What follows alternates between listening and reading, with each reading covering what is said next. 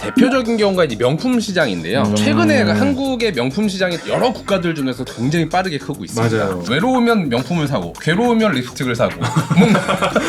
한국 사람들이 생물학적인 이유도 상당히 있다고 봅니다. 생물학적인 이유가 네, 있어요? 네. 그러니까 이제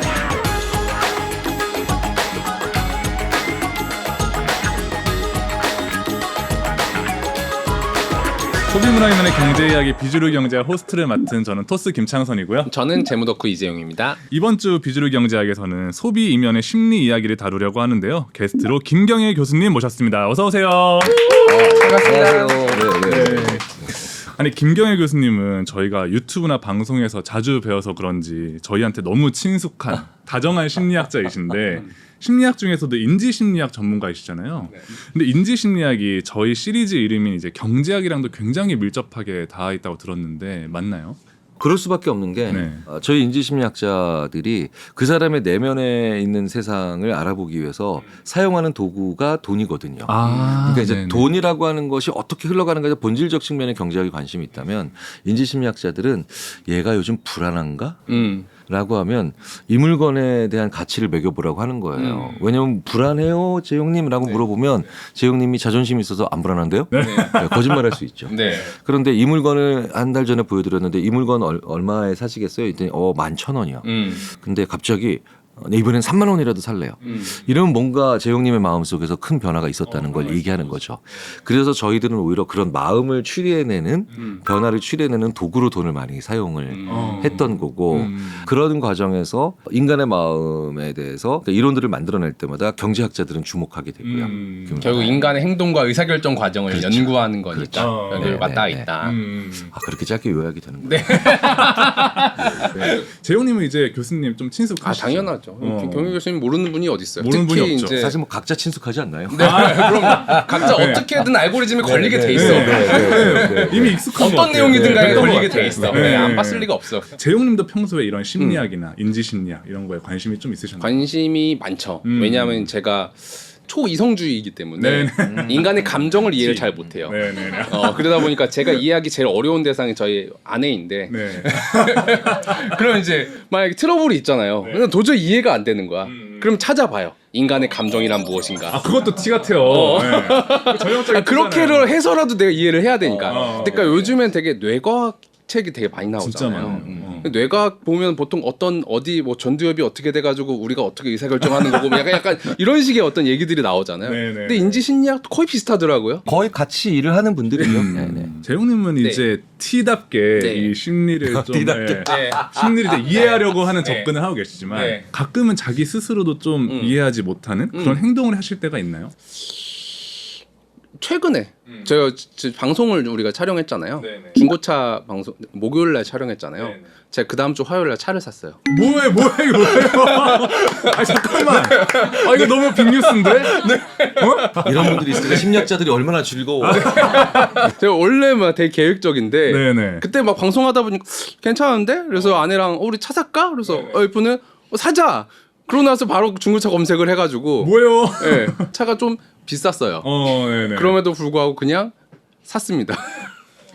교수님 어떻게 보시나요? 너무 지금 큰 소비를 하셨는데. 근데 원래 큰 소비가 작은 소비보다 훨씬 더 쉽게 이루어지고 아 그래요? 많이 일어나는 현상이에요. 아, 그래요? 큰 결정이 오히려 더 쉽게 일어나는 경우 많아요. 그러니까- 저도 그런 적 있는 것 같아요. 그래요? 그러니까 마트 가면 네. 막 500원 싼 거, 뭐 100원 싼 거를 그쵸. 꼼꼼하게 보면서 네. 자동차 같은 거 견적내면 막 150만 원짜리 옵션 그냥 탁 넣어버리고 그러니까. 30만 원짜리 옵션 막 탁 넣어버리고 체감되는 게 좀 다른 것 같더라고요. 그러니까 인간이 중요한 걸 고민한다기보다는 고민이 잘 되는 걸 고민을 하는 경향이 많죠. 고민이 잘 되는 걸 고민한다. 그러니까 전문가일수록 작은 걸 고민하죠. 눈에 분명하니까. 네, 작은 걸 고민하죠. 저는 심지어 저희 아주대학교에 자동차 교수님 한 분 계신데 그분 뭐 엔진에 무슨 실린더 밸브 얘기할 때 뭐 난리 납니다. 괜히 한번 말 시키면 6시간 동안 집에 못 가는데 네. 그분이 덜컥 노란색 박스형 카 있잖아요. 네네네. 그거를 그냥 탁 사셨어요. 그냥 덜컥. 네, 그래서 야 이거 슈퍼카예요 교수님 했더니 예쁘잖아. 아 전형적인 딱 그런 케이스네요. 우리 인간이 그러니까 방법이 없어요. 겸손할 수밖에 없어요. 겸허할 수밖에 없어요. 네, 겸허해야 돼요. 겸허하게.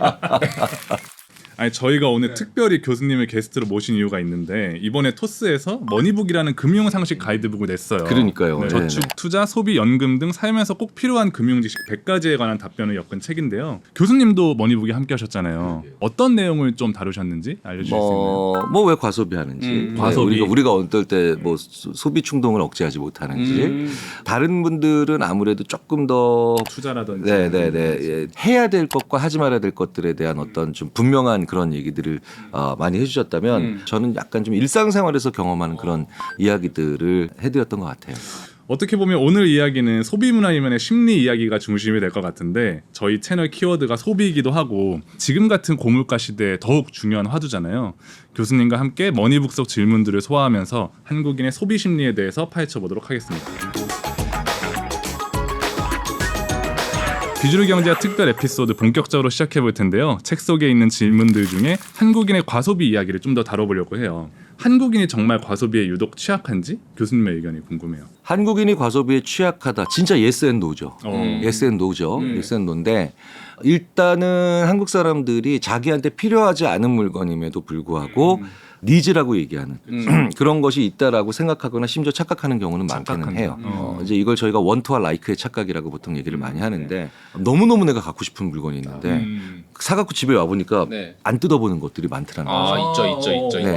왜냐하면 한국 사람들은 사회적인 맥락에 굉장히 예민하고 다른 사람들이 그렇기 때문에 다 가지고 있는데 나만 안 가지고 있는 것을 더 쉽게 알아차리죠.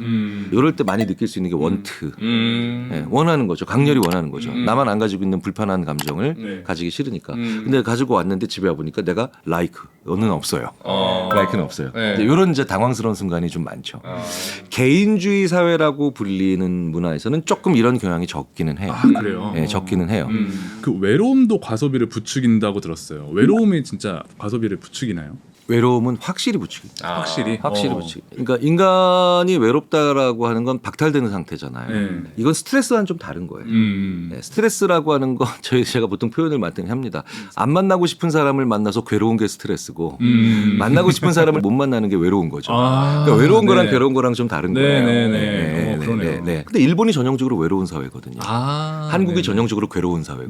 그쵸. 네. 그러니까 사람 때문에 스트레스 받아서 괴로울 때의 그 과소비는 사실은 작고 싼 물건이라도 막 연타석으로 막 계속 하려고 하는 경향들이 강해요. 근데 외로움으로 인한 소비는 그런 자질구레하고 작은 물건을 막 여러 개를 사면서 해결될 수 있는 게 아니라 굉장히 깊은 어려움이기 때문에 정말 진짜 큰 걸 사서 이걸 달리려고 하는 경향이 많아요. 와닿는 게 그렇죠. 최근에 다이소 매출이 엄청나게 올라갔죠. 자료도 제가 찾아봤는데 최근 5년 동안 다이소의 매출 성장률이 엄청납니다. 이게 예를 들어서 2019년에서 20년까지 매출이 다이소가 한 8.3% 올랐거든요. 근데 최근 2022년에서 23년까지 매출 성장이 17.5% 올랐어요. 두 자릿수네요. 그러니까 매출이 원래는 일반적으로 기업이 커지면 성장률이 점점 떨어지는 게 일반적이거든요. 그쵸. 근데 다이소는 이렇게 올라가요. 그게 어떻게 보면 뭐 소비의 양극화 요소도 있었겠지만 약간 비슷한 느낌. 교수님이 말씀하신 것처럼 여기 가면은 보복 소비를 할 수 있어. 영수증을 이만큼 끊어도 10만 원 안에 살 수 있어. 그러니까 막 사는 거야. 내가 그러니까 소비하고 싶은 욕구를 갖다가 가벼운 돈으로 컨트롤할 수 있는 범위 안에서 충분히 할 수 있어 이런 느낌인 것 같아요. 그러니까 교수님 말씀대로라면 한국인은 외로움보다는 다른 사람에 의한 괴로움의 영향이 더 높다는 뜻인 것 같은데 실제로 한국인들이 스트레스 레벨이 더 높나요?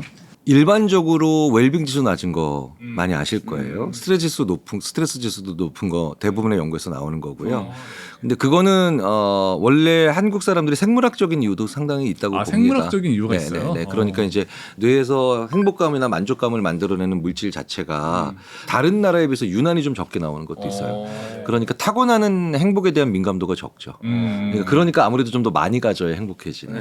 근데 이제 많이 가져야 행복해진다는 건 두 방향으로 다 갑니다. 그래서 과소비로도 갈 수 있죠. 하지만 그래서 열심히 사는 거예요. 그러니까 타고나기를 낙천적으로 태어난 분들은 다른 대륙에서는 적게 가져도 쉽게 행복해지겠죠. 뇌 자체가 그런 행복과 관련된 신경전달 물질을 잘 분비하니까요.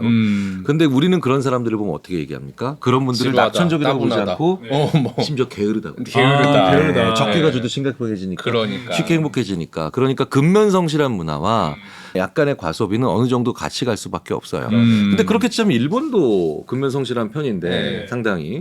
근데 일본은 우리나라보다는 좀 그런 지수가 좀 적게 나오는 그렇죠. 이유는 그게 이제 자아 개념이죠. 아. 그러니까 자기를 세상의 주인공으로 놓고 나는 그러니까 주인공이니까 스토리를 바꿀 수 있고 패러다임이나 판을 바꿀 수 있다라고 믿는 그 정도죠. 일본 문화는 그런 게 좀 되게 낮은 편이고 상대적으로 한국은 굉장히 강하죠. 그래서 뭐 시골 동네 할아버지도 사장 나오라 그래, 시장 나오라 그래 그러면서 뻑하면 내가 누군지 알아 막 이러고 있고 그런 면에서 봤을 때는 한국인의 어떤 문화적인 어떤 차별성들이 만들어내는 에너지이자 조심해야 되는 측면이 다 여기에 해당될 것 같아요. 피곤하지만 열심히 살아야 되는 민족이네요. 어쨌든 과소비에 대한 이제 재용님의 분석도 궁금해지는데 네. 한국인이 과소비에 취약하다 하는 걸 보여주는 어떤 산업적인 숫자도 있나요? 대표적인 경우가 이제 명품 시장인데요. 명품 최근에 시장은 한국의 명품 시장이 되게 뭐 여러 국가들 중에서 굉장히 빠르게 크고 있습니다. 맞아요. 지금 대표적으로 이제 명품 화장품. 화장품? 향수. 아 명품 중에서도 좀 작은 카테고리요. 그렇죠. 왜냐하면 또 가방은 또 비싸잖아요. 몇백만 원 들잖아요. 그러니까 이제 백화점 1층 가면은 이제 화장품 조그만 약간 뭐 립스틱이라든지 네, 작은 거. 향수라든지 그래도 한 뭐 10만 원, 20만 원으로 살 수 있는 그런 것들을 가지고 이제 소비하는 경향이 크고요. 2023년 상반기 기준으로 보면 뭐 롯데백화점이 명품 화장품이 한 10%, 현대백화점이 한 20% 정도 올랐다고 하는데 전반적으로 경제가 떨어지는 시점이에요. 물가 상승하고 금리가 올라가다 보니까 그런 거에 비하면은 이제 백화점 1층은 호황을 맞이하고 있다. 그리고 국내 향수 시장 같은 경우도 이제 2023년에 7,930억 정도가 팔렸다고 하는데 30% 성장한 거예요. 와 여긴 더 급성장을 그렇죠. 했네요. 향수, 나의 향으로 나의 어떤 거를 표현하겠어. 약간 그런 느낌이어서 결국은 이제 그런 걸 다 묶었어. 뭐 향수, 뭐 핸드, 립스틱 포함해서 이제 뷰티 분야 스몰 럭셔리라고 하는데 스몰 럭셔리 시장이 이제 중국은 당연히 1등인데 20억 달러로 1등인데 한국이 일본보다 더 커요.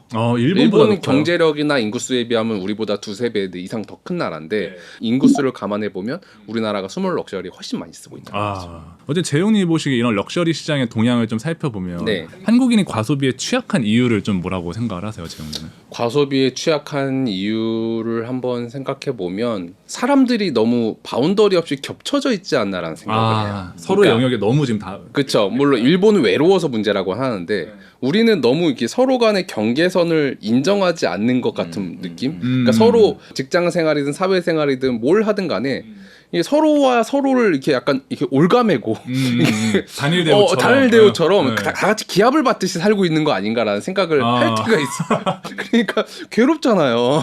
괴로우니까 자꾸 뭔가를 삼으로써 나의 통제력을 좀 확인받고 싶고 그런 문화적 차이 때문에 그런 거 아닌가라는 생각을 잠시 해봤습니다. 저는 진짜 그 개인주의와 집단주의 어떤 과도기에 있는 것 같다는 생각이 들었어. 그러니까 물건을 구매하는 거는 개인 단위로 구매하는데 내가 구매한 물건을 평가할 때는 집단 단위로 평가하는 것 같아요. 다른 사람과 비교했을 때 내 물건이 더 좋은가 나쁜가, 저 사람이 산 자동차에 비해 내가 더 좋은가 안 좋은가, 이런 식으로 내 구매를 평가를 하다 보니까 이런 것들이 좀 과도기 상태에 있지 않나 그런 생각이 좀 들더라고요. 그래서 이런 상황에서 지금 같은 고물가 시대에 과소비를 좀 줄일 수 있는 지혜가 있을까요? 어떻게 하면 과소비를 줄일 수 있을까요?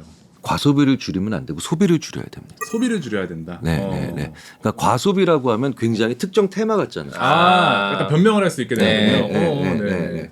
과소비라고 하는 건 특정한 상황에 붙는 얘기이기 때문에 얼마든지 빠져나갈 방법이 많아요.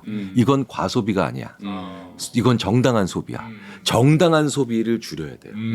어떻게 줄일 수 있을까요? 그런데 만약에 필요한 게 엑셀이기도 하죠. 약간 게임처럼 만드는 거예요. 그러니까 나만의 소비 절약 지수가 만들어져야 돼요. 제가 마이너스 통장이 2013년에 벗어났거든요. 구체적이시네요.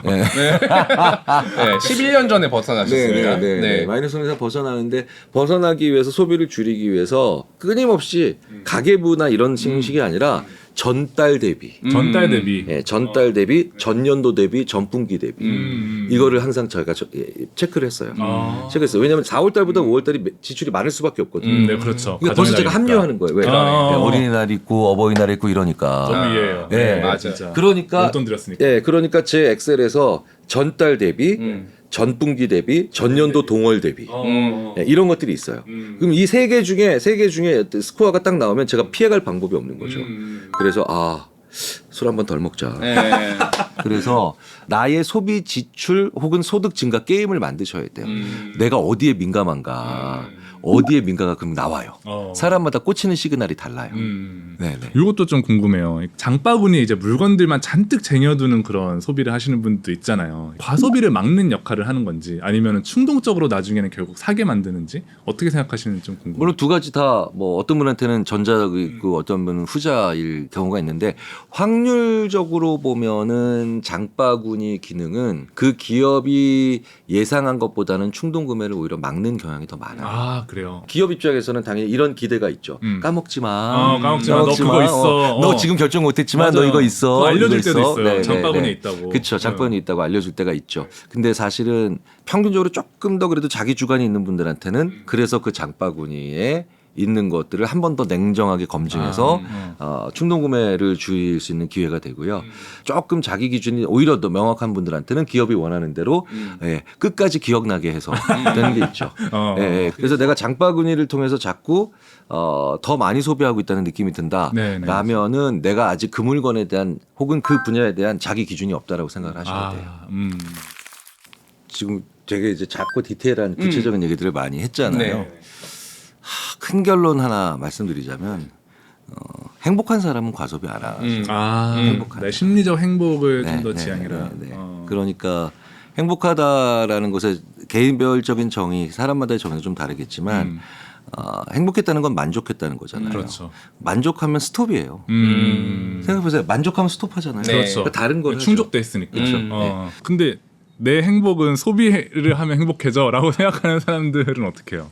비싼 행복이에요. 대부분 소비로 인한 행복은. 그렇죠. 그렇죠. 휘발성이 강하죠. 그러면 아주 저렴한 행복인데 오래가는 행복이 뭐냐. 다 연구해 보면 내가 누군가에게 고마워하고 그 사람이 나한테 고마워하면 되죠. 예. 토마스 조이너라고 하는 그 심리학자가 사실 그 사람은 자살을 연구하는 그 분이셨는데 사람이 언제 잘 자는가를 아주 톡하게 마음 먹고 여기 녹음기를 채웠어요. 그때는 스마트폰으로 연구할 때가 아니라서 불면증의 정도가 다 상이하지만 아우 나 그래도 간만에 잘 잤어 어제는 이렇게 한 날 전날의 언어를 분석한 거예요. 네. 물론 다른 잘 못 잔 날의 언어도 분석하죠. 네. 확실한 차이가 딱 하나 있죠. 그 사람이 다른 사람들한테 고맙다는 얘기를 예, 평상시보다 조금 더 많이 들었어요. 에이 설마라고 하기에는 너무나도 확실한 효과가 있어요. 그러니까 우리의 뇌가 존재의 이유를 찾는다는 거죠. 존재의 이유를. 근데 우리가 소비를 하는 것도 존재의 이유가 약간 불분명할 때 하는 소비들의 문제가 있는 게 많거든요. 그렇죠. 그렇죠. 그래서 뭐 그렇다고 해서 지금 오늘부터 뭐 생업을 팽개치고 자원봉사만 하시라는 얘기는 당연히 아니지만 일에서도 고맙다는 얘기를 네, 많이 네, 들을 수 있어요. 네. 교수님도 그쵸. 고맙다는 얘기 되게 많이 네, 듣지 네. 않으세요? 일하실 때 좀 더 남들을 배려하실 수 있어요. 그러니까. 그렇죠? 일하실 때 조금 더 남의 입장에서 생각해 주실 수도 있고 그게 의외로 나라고 하는 사람의 만족감을 높여서 더 잘 자게 하는 1차적 효과와 2차, 3차적으로 소비도 내가 줄이고. 원하지도 않는 소비를 줄일 수 있는 그런 가능성을 높인다는 거죠. 그러니까 내가 그동안 소비로 채워왔던 영역을 조금씩 줄이면서 그 영역을 관계와 감사와 약간 이런 좀 심리적인 영역으로 채워나가야 되는군요. 네. 알겠습니다. 오늘은 김경일 교수님과 머니북의 맛보기 차원으로 소비 이면의 심리 이야기를 해봤는데요. 머니북에는 오늘 다룬 과소비 이야기뿐만 아니라 저축, 투자, 대출, 보험, 세금, 연금까지 총 8가지 챕터가 담겨 있어요. 부제가 잘 살아갈 우리를 위한 금융생활 안내서인 만큼 꼭 필요한 지식과 정보 챙겨가시면 좋을 것 같습니다. 네. 많이 봐주시기 바랍니다. 아 정석적이에요. 근데 팁 중에 하나는 제가 볼 때 머니북은 목차만 한 3회독 해도 충분히 도움될 것 같아요. 여기에 적혀있는 왜냐하면 것들. 그 안에 맞아요. 뭐가 있는지를 인지하고 맞아요. 네, 뭔가 네. 상황이 닥쳤을 때 그걸 이제 찾아서 읽어보면 이제 되게 생활에 도움이 되거든요. 다 읽지 않아도 목차만 많이 봐도 맞아요. 남는 거다. 소비문화이면의 경제 이야기 비주류 경제, 오늘은 토스에서 출간한 금융상식 가이드 머니북 특별편이었고요. 저희는 다음 시간에 다른 주제로 돌아오겠습니다. 감사합니다. 감사합니다. 감사합니다.